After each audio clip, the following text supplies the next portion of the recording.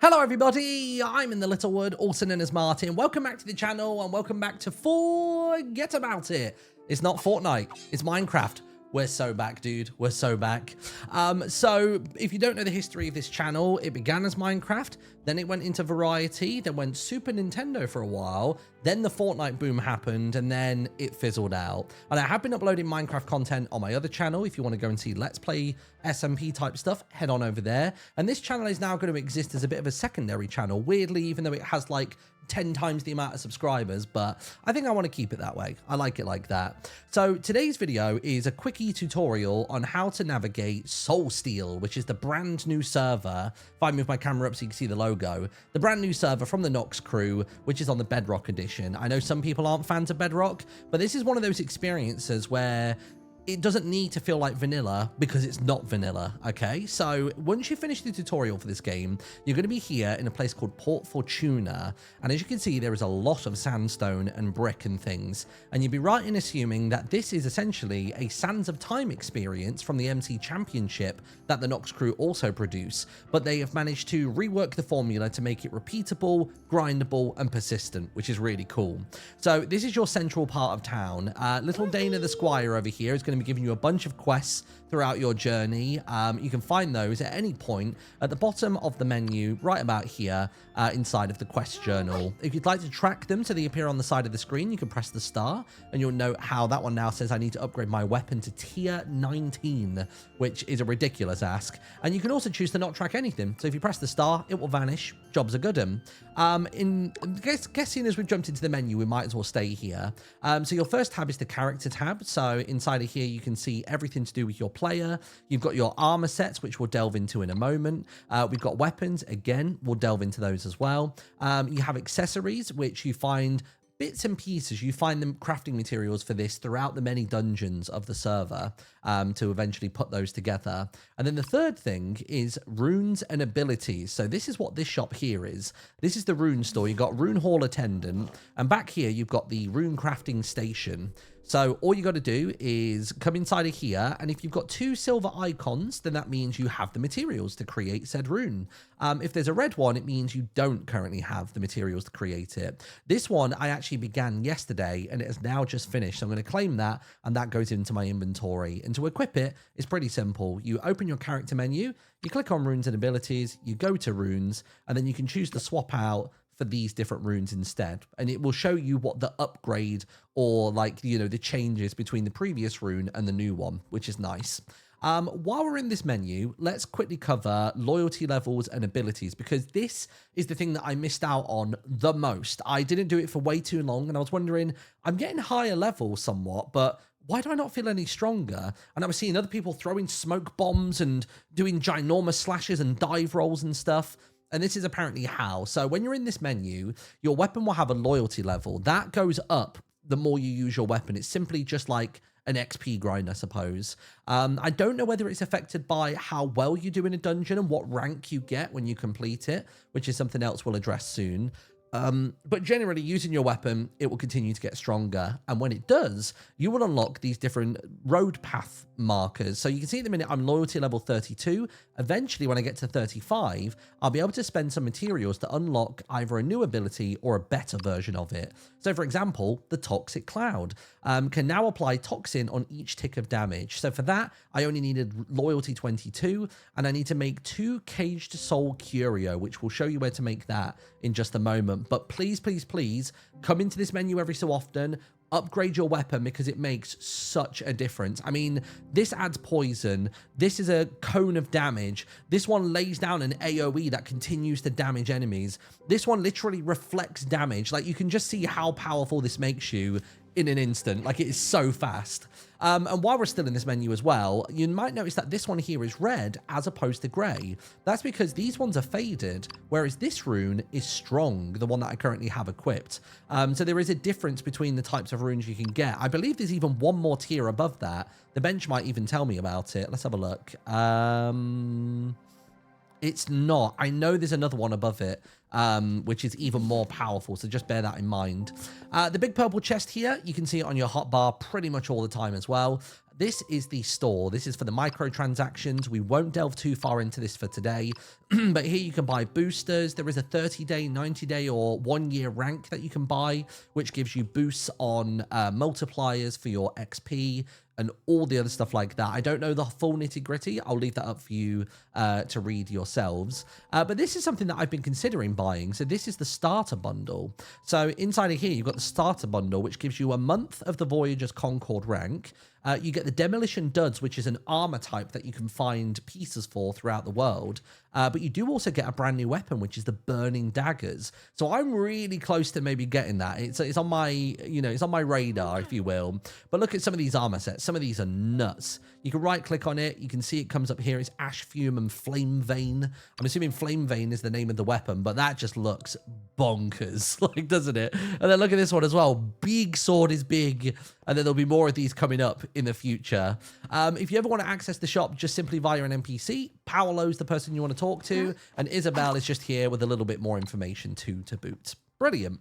Next thing is the potion shop. So you remember the materials we needed a moment ago in order to upgrade your abilities. You can find the crafting for them inside of here. So there's loads of different stuff to make, but the Caged Soul Curios are the main thing you're going to be doing initially. I think one of my abilities does require a Soul Catalyst now, which, is a nice surprise. But you can see in here a currency that I need, or a crafting material I need, is called Soul Essence. This is found very easily. You just have to do things in the overworld. So there's an open world area, which we'll get to, called the Old Kingdom. You interact with special events there. Every time you complete one, so far, it's been a 100% success rate where I get 2 soul essence at a time. So it's not the worst thing in the world to farm. And then this here, Scrip, is basically the currency for the server. Nice and simple.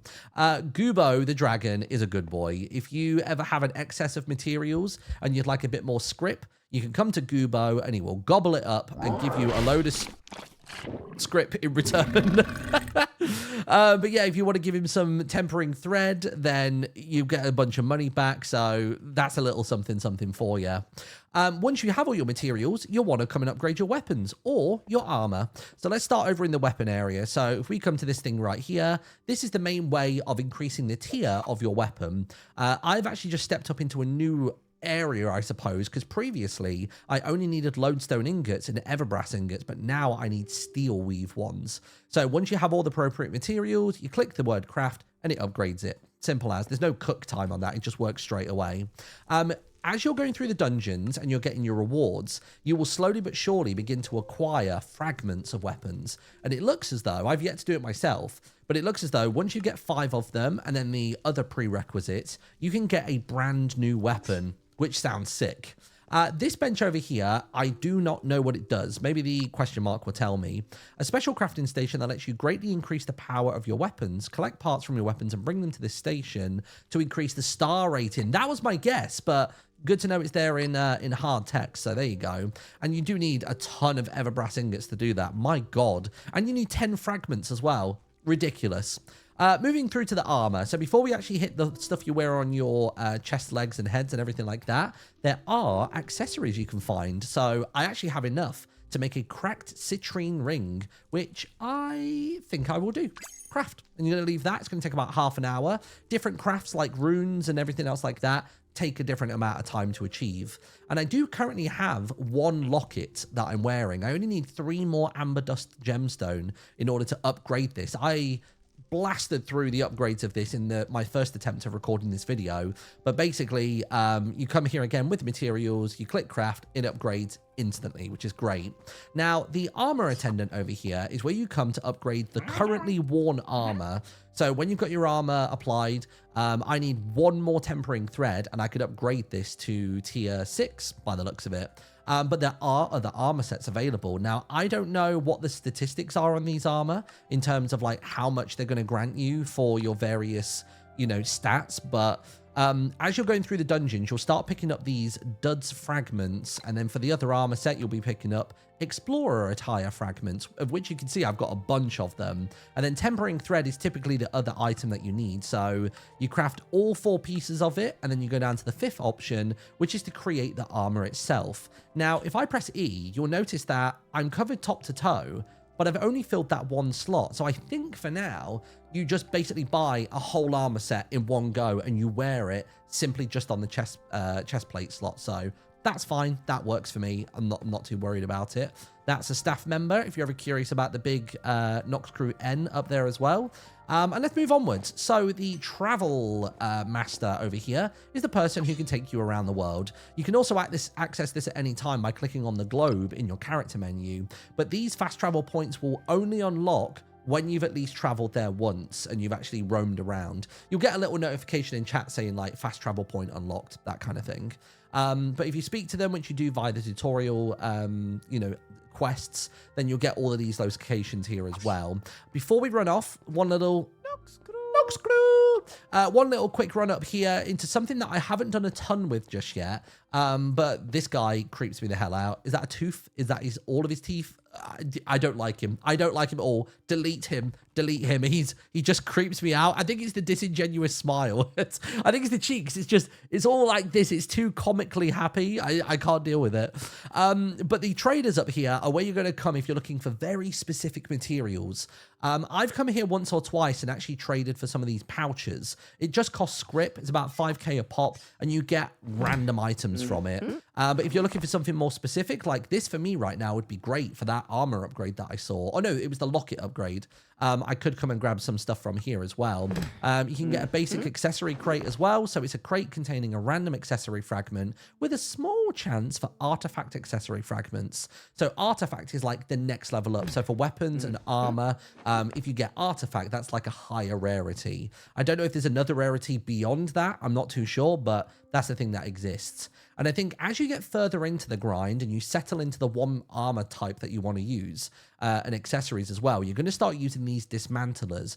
I personally haven't used these just yet, and I've got like a good 12 to 14 hours in the game so far and have yet felt the need to even touch base with them. But you've got your ingots, and then of course you've got your thread over here as well. There is one more trader down here that deals with ink, and it does seem as though that is tied in some way to runes. So, you know, take from that what you will. I think before we go into our first dungeon, let's go to the overworld, because I mentioned it a moment ago. So this is the open space called the Old Kingdom. And the Old Kingdom is basically where you're going to acquire the soul essence that you will use for your various crafting materials. There is a thing on dungeon entrances where you can use soul essence and punch 5 of them in. I've never done that, so I don't know what it does. Maybe during the course of this video, we'll quickly go and grab some and we'll see what happens. So this is a big open area to explore. It's an entire kingdom. It feels like there's a lot of history and sort of like, you know, erosion that's happened here. But the further you go away from this door here, similarly to the dungeons, the stronger the monsters become. And there are certain little settlements like here where the spike is immediate. So you've got level 1s right there. But I'm pretty certain once you get around this pit, they suddenly spike to like 12 or 20 or something absurd like that. Oh, maybe not. Oh, I really thought they had. But anyway, what I'm looking out for right now are beacon beams in the sky. So there are basically like public global events that happen around the Old Kingdom. And when you interact with them, that will basically give you 2 soul essence for a completion. So far, I've only experienced ones which are literally just kill waves of mobs, kill the mobs that spawn. Sometimes they are like sand elementals, sometimes they're the weird like purple fox demon looking things, and that's that. And something else probably worth showing you whilst we're out here is where the location of the second dungeon is. Obviously don't watch this part if you don't want to be spoiled on that, but if you come out of the entrance to the Old Kingdom and you swing a right, see that golden pillar over there? It's basically at the foot of that. So you come across until you reach the bridges, you go across the way, and you will see over here is a lovely entrance to a dungeon. So you go up. Oh, there you go. Look, so if I look up, there should be a beacon beam somewhere. I don't see it currently. It must be really far to the back then. But there you go. That is the second dungeon entrance. Took me a while to find. I ended up going right the way to the very, very back of the entire world, or the entire Old Kingdom, and still hadn't quite found it just yet. For some reason, I cannot see the beacon. Usually I can, but apparently not today. Wow, level 28. Maybe I need to use my abilities. Let's talk about that. So on my hotbar, you can see that I've got my poison blade, which is just click to slash, jobs are good in. If I press the number 2, so it's in my hand, and then left click, you'll do a sword strike as well as your ability. So mine's called Envenom. Basically just like a cone of damage in front of me, and that's how that works. And then this ability, the Toxic Cloud, places down a Toxic Cloud, and anytime they walk towards it, they will get a little bit of damage. And I believe, wow, God, did you one-shot me? Maybe it wasn't quite a one-shot, but that's how the abilities work. So as you unlock more of them, it's simply a left click in order to activate them. Right, let's go to a dungeon. Let's go to the world map. Let's go to dungeon number 1, and let's go in. So outside of the dungeon, there's not really a whole lot to do. There are 2 things in particular that you want to keep an eye out for, and that is the Chrono Keeper and the Chrono Lantern, which you can see over here. This lantern is what keeps you inside of the dungeon for longer. So if you remember in Sands of Time, you collect sand, you put it in the timer, you get to stay there for ages.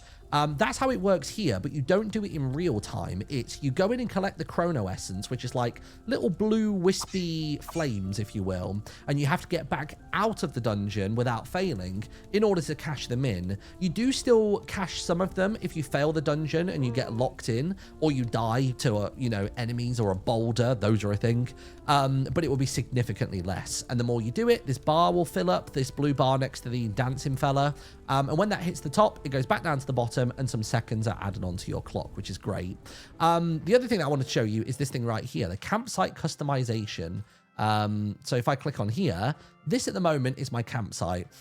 It's a bit of a sorry sight. It is literally just as it looks. So you can go to the campsite planner and you can get different kinds of beds. There are different grounds, all sorts of stuff. But at the minute, I don't have anything. There is a shop available for stuff, and I don't know whether this is just purely a flex, whether this is a purely microtransactions driven thing. But inside of the shop here, you can see that we've got weapon display stand, gazebo tents. These enchanted clouds are admittedly very cool. I've seen them on one person's plot, and they just float around and they pulsate, and they look magical. They're really cool. But if anybody knows if you can get any stuff for your campsite for free, let me know. Maybe there'll be like a shop in the future where you can spend Scrip to buy things for that. I'm not entirely sure. So let's go in. Should we do it? First dungeon. So we're going to press enter the dungeon and we'll run you around. Coins are, well, every pickup item is individual to you, and it will be randomized each time as well. Not everything, but most of them are. You can either walk into them or you can actually strike them. So you can grab these things from a distance. So this over here is the Chrono Essence. That's what's going to be making your clock go for longer. And you can see across the top of the screen, top center, you've got a gold counter and also a chrono counter as well. I'm going to show you some spikes just so you know what they look like. Spikes are a one-hit kill. You're dead, you're gone, your run is over, basically. Grab a bit more chrono here, seeing as I'm doing a little run. There we are. And the next thing we're going to go and find is called a gold hoard, which basically is a brief interaction that you need to have. So you need to kill a bunch of enemies in the local area, and essentially a gold pile will become available to you. Did you see that boulder, by the way? I managed to dodge it. That lever over there, by the way, you can right-click it, and it will temporarily stop the boulders for a while. But yeah, look, this is the gold hoard. So every time I kill an enemy, and if another player kills an enemy inside within range of it, while you're close enough to the gold hoard, it will count. So that would have unlocked for him, even though he's not done anything, basically. To clarify, you can't run dungeons with a party just yet. So this is all completely random. You jump in, you're given the people that are in here, and that's that. And it doesn't have to be collaborative, and there's definitely no PvP for anybody that's worried about that. So I picked up a key a moment ago, and that leads us over to the chest. So the chests are great. You right click on them, left click. You don't have to be tabbed onto the key in order to do it. So long as it's in your hotbar and exists, then that's that. You're good to go. Now, I'll give you one little hint. This thing right here, a yellow beetle, sometimes it's not a yellow beetle, and a patterned background. I want to show you something really cool. So in this dungeon, and I haven't discovered what the puzzle is in Dungeon 2, if there is one, but there is a puzzle inside of here. And if you solve it, then basically you get a big old payout. I think it's about 800 coins. So what I do is this blue one and this red one are in close proximity to where I am right now. And then once I've done that, I will leave that on blue. I'll rapidly click between that, and I'll change that, and I'll rapidly click again, and I'll do it one more time, and I'll rapidly click again. And usually that's enough to brute force the lock to become open, which is really cool. So that's another big coin gainer. The other one that I like to do inside of this dungeon is just over here. So if I go through this way, you can see that flame up there. And I want to show you how to cash that in because it's really, really cool. So this flame, basically, you complete a wave of enemies again, similar to the gold horde. And when you get given the flame, you have to take it over to its corresponding color crystal. So let me just deal with these enemies real quick. Nice. Oh, that did not get you. Jeez, there we are. These enemies aren't too bad to dodge, by the way. Their projectiles hurt like hell, but they're not too shabby. You can kind of get around them easily enough. There you go, right? Grab that, and that is the orange sun crystal. Where is orange? Where is orange? Orange is in the back right. Okay, I do know where this is. So let's go up this way. There are health pots that you find along the way as well. You may have seen one just a moment ago. The health pots are simply you strike them, and it's not an immediate heal, but it's very fast. Like, it happens over the course of like maybe 2 seconds. So you can get a little spike out of it, and away you go. So yeah, if we go this way, we'll go find the orange crystal. There are, I believe, 3 other crystals in this dungeon. I do know the locations, and I'm not going to show you. You can discover them for yourselves. I don't want to spoil all the secrets that are available inside of this. But the orange one, I don't mind showing you. So the orange one is just down here. So you click on that. Oh, there you go. Nice. You click on it. You get 1,200 gold coins, and you get your head caved in by... by an electric ball as well. There is one more thing I want to show you in here, just because it's an interesting one. So if I go up to where that puzzle was, there is another hand in similar to the dust and the crystal from a moment ago, and it is called a Dark Altar tablet, which is right about here, which is brilliant. So the way to get to the Dark Altar, to hand it in, is to get yourself up there. Now, I will tell you, the way to get there is to be on top of this building first. So you want to come around this way and basically do some parkour to eventually navigate up there. You will have to complete another equivalent of a gold horde. Instead, it's like a Tesla coil, if you will. And once you've done that, it will unlock a cannon, which will shoot you over there. And that is a whole nother area, okay? So that's what that's all about. Aside from that, I think we might have covered everything in this video. This is a really sort of quickie, simple one take. I don't want to show you too much of dungeon number 2, but we've covered weapons, material, crafting, puzzles, secrets, general combat, and I believe that's everything. Final notes to make. If I run outside of this dungeon and just show you the finish screen, you will see that you got victory and my rank was E. So the rank specifically is tied to coin counts. So I've yet to achieve an S tier. I've gotten like 2 A tier runs that required 4,000 coins or more. I don't know how much you need for an S tier. I can't fathom it just yet. But the higher the rank, the better the rewards here will be. I think all the way up until a D rank, you will only get Scrip and Chrono Essence. And then everything from C and above, you'll start to get a bunch of like crafting materials, armor pieces, weapon fragments, all sorts of really cool stuff. So as much as the first dungeon might become easy, it's much easier to grind in terms of giving you reward items. And then obviously dungeon number 2, when you head there, has another difficulty level to it. I did want to check, actually. I don't know whether the second dungeon has a higher beginning level for its monsters. So obviously this dungeon, the first one, was level 1, and I think I've seen it reach as high as about 40 here. But let me see what level the mobs are here. Oh yeah, okay, so they start at level 10, so there is a progression to it. And as of right now, I believe there are only 2 dungeons available, but I'm pretty confident I've found the location for dungeons 3 and 4, because in the Old Kingdom, if you go to the far left side, a little bit after that town that I showed you, you can hear the portal sound behind a sandstone wall. And then if you go to the very far back, so imagine if you're south at the entrance to the Old Kingdom, all the way back on the far northern wall, there are some really high level mobs, and I can hear another portal behind another wall there. So I think that's where they're going to be. When they unlock, I don't know whether they become visible to you once you achieve a certain level. That might be the case. But that is it for today's video. I think I've covered everything. If you do have any remaining questions, feel free to ask in the comment section below. Some quickie questions. Is this free to play? Yes. Is it pay to win? I guess it's not PvP, so I guess no. How do I get the IP address? This appears in the Minecraft launcher now inside of the server list. So it had a slow rollout. It may not be fully out in every single country right now, but if you go to servers, you should see it on the list here, which is a massive deal because it's only been 6 servers for the longest time. So massive congrats to the Noxcrew on getting that. And aside from that, I mentioned the party system doesn't exist. Maybe in the future. You'll have to ask them about that one.